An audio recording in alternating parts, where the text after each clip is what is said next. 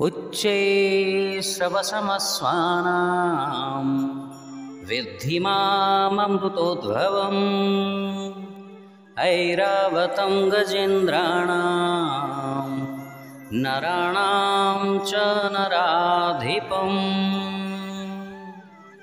बंधुगण, एठारे प्रभु श्रीकृष्ण कहउछन्ति से अश्व मध्यरे उच्चैश्रव अटन्ति, हस्ती मध्यरे ऐरावत अटन्ति एवं मनुष्य मानक मध्यरे राजा अटन्ति। सबु विभागर श्रेष्ठ मानंकु श्रीकृष्ण तांकर ऐश्वर्य भावरे अर्जुनंक सामनारे वर्णना करि चलिछन्ति।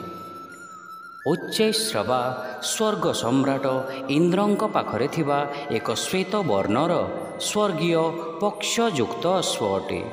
यार आविर्भाव देवता एवं दानव द्वारा करा जाइथिबा सागर मंथनरु होइथिला एवं ब्रह्मांडर समस्त अश्वमानंक मध्यरे इहार बेग सर्वोत्तम अटे।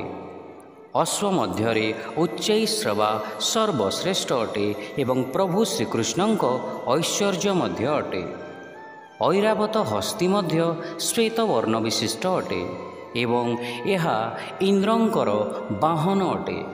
यहाकु अर्धमातंग बा मेघ हस्ती कहा जाए। यह हाथी मध्यरे प्रभु श्रीकृष्णंकर ऐश्वर्य अटे। मनीष मानक मध्यरे राजार प्रतिनिधि प्रभु श्रीकृष्ण करिथांती, कारण श्रीकृष्ण हेउछन्ति ब्रह्मांडर रक्षक एवं सेमानंकर ऐश्वर्य योग्यता हेतु नियुक्त राजा माने सेमानंक राज्यर रक्षण करिथांती। महाराज युधिष्ठिर, महाराज परीक्षित एवं भगवान राम सर्वश्रेष्ठ एवं धार्मिक राजा मध्यरे परिगणित हुअन्ति, जो माने सर्वदा नागरिकंक कल्याण विषय चिंता करुथिले। शिक्षा सागर मंथनरु उद्भव उच्चैश्रव अश्वकु समस्त अश्वंक मध्यरे एवं ऐरावत हस्ती को समस्त हस्तींक मध्यरे मु बोली जान। मनुष्य मानक मध्यरे मते राजा भावरे जान। Amongst horses know me to be Uchchaishrava, begotten from the churning of the ocean of nectar. I am Airavata amongst all lordly elephants and the king amongst humans.